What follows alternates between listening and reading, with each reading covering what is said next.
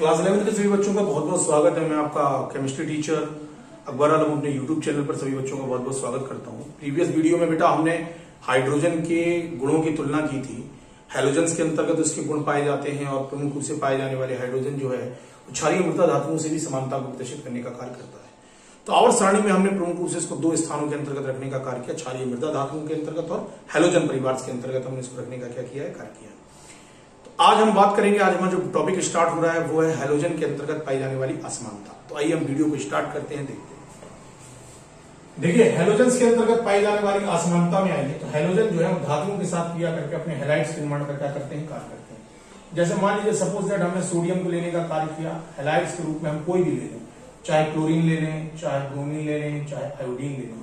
इसके साथ ये क्रिया करके प्रमुख रूप से पाई जाने वाली धातु के साथ जब हैलोजन क्रिया करेगी तो अपने हैलाइड्स के निर्माण का कार्य करती है। लेकिन पाई जाने वाली प्रमुख रूप से हाइड्रोजन जो है वह अपने प्रमुख रूप से धातुओं के साथ क्रिया करके हाइड्राइड्स के निर्माण की क्रिया में क्या करेगा, भाग लेगा। ये असमानता है। आणविक रूप में देखें तो हाइड्रोजन के परमाणुओं में एकाकी इलेक्ट्रॉन युग्म जो होते हैं उपस्थित रहने का कार्य नहीं करते। एकाकी इलेक्ट्रॉन युग्म का मतलब हाइड्रोजन के अंतर्गत केवल एक इलेक्ट्रॉन उपस्थित रहने का कार्य करता, मतलब इसके इलेक्ट्रॉन जो होते हैं वो जोड़े में उपस्थित नहीं होते। जबकि आप देखिए हैलोजन के अंतर्गत पाए जाने वाले जो इलेक्ट्रॉन होते हैं वो जोड़े के अंतर्गत उपस्थित रहने का क्या करते हैं, कार्य करते हैं। तीन एकाकी इलेक्ट्रॉन युग्म यानी इलेक्ट्रॉनों का युग्म जो है वह तीन इलेक्ट्रॉनों की युग्म प्रमुख रूप से इसके उपस्थित हैं, अर्थात ये प्रमुख रूप से इसमें तीन एकाकी इलेक्ट्रॉन युग्म जो होते हैं उपस्थित रहने का कार्य करते हैं, जो हाइड्रोजन के अंतर्गत उपस्थित नहीं होते। हाइड्रोजन में किसी प्रकार का इलेक्ट्रॉन का युग्म जो है वो उपस्थित रहने का कार्य नहीं करेगा, जबकि पाए जाने वाले हाइड्रोजन में एकाकी इलेक्ट्रॉन युग्म जो होते हैं वो उपस्थित रहने का कार्य करते हैं। नेक्स्ट आइए लिखा है हैलोजन के ऑक्साइड सामान्यतः अम्लीय होते हैं, जबकि हाइड्रोजन के जो ऑक्साइड होते हैं वह प्रमुख रूप से कैसे होते हैं, उदासीन होते हैं। नेक्स्ट टॉपिक पे अगर आए हम, हमारा अगला टॉपिक अगर हम देखें तो हाइड्रोजन के समस्थानिकों के बारे में बात करेंगे। याद रखना प्रकृति में केवल हाइड्रोजन के समस्थानिक ऐसे हैं जिनको प्रमुख रूप से नाम देने का कार्य किया गया, बाकी प्रकृति में किसी भी प्रकार के पाए जाने वाले समस्थानिकों को नाम देने का कार्य आज तक नहीं किया गया। हाइड्रोजन के तीन समस्थानिक हम पढ़ते हैं, इनका नाम है प्रोटियम, ड्यूटेरियम और ट्राइटियम। तो आइए हम इसको देखते हैं। सबसे पहले समस्थानिकों के अंतर्गत हम बात करें तो समस्थानिक की परिभाषा होती है ऐसे तत्व जिनके परमाणु क्रमांक कैसे होते हैं, समान, परंतु परमाणु भार या परमाणु द्रव्यमान कैसे होते हैं, भिन्न भिन्न। इनको हम समस्थानिक के नाम से क्या करते हैं, जानते हैं। आवर्त सारणी में इनका स्थान प्रमुख रूप से कैसा होता है, समान होता है, और रासायनिक गुण भी इनके कैसे होते हैं, समान होते हैं। हाइड्रोजन के हम तीन समस्थानिकों के बारे में पढ़ने का कार्य करते हैं। नंबर एक सबसे पहला आता है प्रोटियम। प्रोटियम मतलब पहला, यह सबसे अधिक मात्रा में पाए जाने वाला समस्थानिक है जो प्रकृति में 99.948% मात्रा में उपस्थित रहने का कार्य करता है। इसके नाभिक में एक प्रोटॉन तथा एक कक्षीय इलेक्ट्रॉन जो होता है उपस्थित रहने का कार्य करता है, इसलिए इसको हम 1H1 के द्वारा लिखकर प्रदर्शित करने का क्या करते हैं, कार्य करते हैं। प्रकृति में इसकी मात्रा प्रमुख रूप से 99.948% और इसमें एक प्रोटॉन और एक इलेक्ट्रॉन जो होता है उपस्थित रहने का कार्य करता है। इसकी पाई जाने वाली प्रमुख रूप से अगर इसका हम संरचना बनाएं तो आता है 1H1, इसको 1H1 के द्वारा लिखकर प्रदर्शित करने का क्या करते हैं, कार्य करते हैं। ड्यूटेरियम आइए, ड्यूटेरियम देखिए भाई, ड्यूटेरियम के अंतर्गत आ जाइए। ड्यूटेरियम में अगर हम बात करें तो ड्यूटेरियम का प्रमुख रूप से पाए जाने वाले इसको भारी हाइड्रोजन के नाम से भी क्या करते हैं, जानते हैं। सन 1931 में यूरे, ब्रिकबैड तथा मर्फी नामक प्रमुख रूप से वैज्ञानिक जो थे, इन्होंने द्रवित हाइड्रोजन के आंशिक वाष्पीकरण के द्वारा द्रव्यमान संख्या 2 वाले समस्थानिक को प्राप्त करने का कार्य किया, जिसको हम प्रमुख रूप से किसके नाम से जानते हैं, ड्यूटेरियम के नाम से जानते हैं, जिसको 1H2 या 1D2 के द्वारा लिखकर प्रदर्शित करने का कार्य किया जाता है। इसका द्रव्यमान जो होता है वह 2.0147 रहने का क्या करता है, कार्य करता है। अगला आइए ट्राइटियम। ट्राइटियम में लिखा है सन 1920 ईस्वी में सर्वप्रथम वाल्टर रसेल ने ट्राइटियम के बारे में बताया, और सन 1934 ईस्वी में ओलिफेंट, हार्टेक और रदरफोर्ड ने ड्यूट्रॉन के ड्यूटेरियम यौगिक पर प्रहार के द्वारा, मतलब ड्यूट्रॉन को लिया और प्रमुख ड्यूट्रॉन के जो कण लिए उनको ड्यूटेरियम के ऊपर प्रमुख रूप से डालने का इन्होंने क्या किया, कार्य किया, जिसके फलस्वरूप इन्हें किसकी प्राप्ति हुई, ट्राइटियम की क्या हुई, प्राप्ति हुई। इसका परमाणु द्रव्यमान कितना होता है, 3.106 होता है। पाया जाने वाला एक रेडियो एक्टिव समस्थानिक है जिसका अर्ध आयुकाल 12.3 वर्ष होता है। अगर हम 1 ग्राम मात्रा को ले लेना, 1 ग्राम मात्रा 12.3 वर्ष में प्रमुख रूप से कैसी हो जाएगी, आधी हो जाएगी, मतलब आधा ग्राम होने में 12.3 वर्ष प्रमुख रूप से लग जाएंगे। ये प्रमुख रूप से पाया जाने वाला इसका अर्ध आयुकाल कहलाएगा। पाए जाने वाले प्रमुख रूप से हाइड्रोजन के अंतर्गत इसकी मात्रा जो होती है वो 10⁻⁻15% रहने का कार्य करती है। इसे 1S3 या 1T3 के द्वारा हम लिखकर प्रदर्शित करने का क्या करते हैं, कार्य करते हैं। ये इसके अंतर्गत आता है। ट्राइटियम की खोज प्रमुख रूप से सर्वप्रथम वाल्टर रसेल ने की थी। और इसके बाद ओलिफेंट, हार्टेक और रदरफोर्ड ने ड्यूट्रॉन के कण को लेकर ड्यूटेरियम के ऊपर जब इसको डालने का कार्य किया तो ट्राइटन प्राप्त हुआ। इसका परमाणु द्रव्यमान 3.06 होता है और ये रेडियो एक्टिव समस्थानिक है। यह हाइड्रोजन का एकमात्र पाया जाने वाला रेडियो एक्टिव समस्थानिक है जिसको हम प्रमुख रूप से ट्राइटियम के नाम से क्या करते हैं जानते हैं। इसका अर्ध आयुकाल कितना होता है 12.3 वर्ष, मतलब ये अपनी कुल मात्रा का आधा 12.3 वर्ष के अंतर्गत हो जाने का क्या करेगा कार्य करेगा। साधारण रूप से पाए जाने वाले हाइड्रोजन में इसकी मात्रा कितनी होती है 10⁻15% होती है। इसे 1s3 या 1t3 के द्वारा हम लिखकर प्रदर्शित करने का क्या करते हैं स्टार्ट करते हैं। हाइड्रोजन के इनके अलावा भी प्रमुख रूप से कुछ समस्थानिक जो होते हैं उपस्थित रहने का क्या करते हैं कार्य करते हैं। जैसे यहां पे अगर हम प्रमुख रूप से इसके बारे में बात करें तो हाइड्रोजन के 2 अन्य समस्थानिक पाए जाते हैं जिनको 1h4 1h5 के नाम से लिखकर प्रदर्शित करने का कार्य करते हैं। ये इतने ज्यादा प्रमुख रूप से अस्थायी होते हैं क्योंकि इनको प्राप्त करने का कार्य नहीं किया जा सकता, इसलिए हम इनको प्रमुख रूप से लिखने का कार्य नहीं करते। अब आगे के टॉपिक में चले बेटा, नेक्स्ट टॉपिक में आ जाए तो आगे के टॉपिक में देखिए क्या है।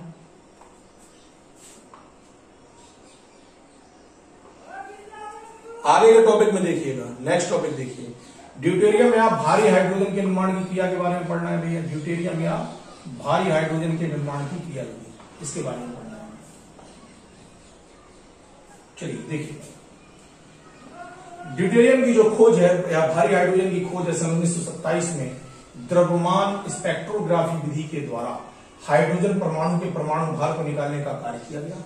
इसका परमाणु भार प्रमुख रूप से हाइड्रोजन का परमाणु भार कितना होता है 1.0078 होता है, जबकि रासायनिक विधि से परमाणु भार अगर हम ज्ञात करते हैं तो 1.00799 होता है। एक वैज्ञानिक थे यूरे तथा उनके सहयोगी वैज्ञानिक जो थे उन्होंने सन 1931 में 4 लीटर द्रव हाइड्रोजन को लेकर उसे बहुत कम ताप पर 13.9 केल्विन ताप पर आंशिक आश्रन करने का कार्य किया। उनका आश्रन किया आंशिक रूप से।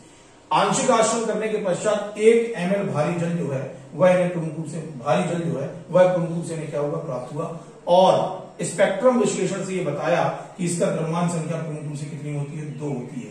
इस भारी समस्थानिक को भारी हाइड्रोजन या ड्यूटेरियम के नाम से क्या किया गया जाना गया, जिसे 1s2 या D के द्वारा लिखकर प्रदर्शित करने का क्या करते हैं कार्य करते हैं। खोज करने वाला वैज्ञानिक कौन था यूरे था। कैसे कि 4 लीटर प्रमुख रूप से पाई जाने वाली हाइड्रोजन को लिया, द्रवित हाइड्रोजन को लिया और बहुत कम दाब पे 13.9 केल्विन ताप पर इसके आंशिक आश्रन का इन्होंने क्या किया कार्य किया, जिसके द्वारा केवल 1 ml प्रमुख रूप से भारी जल प्राप्त हुआ।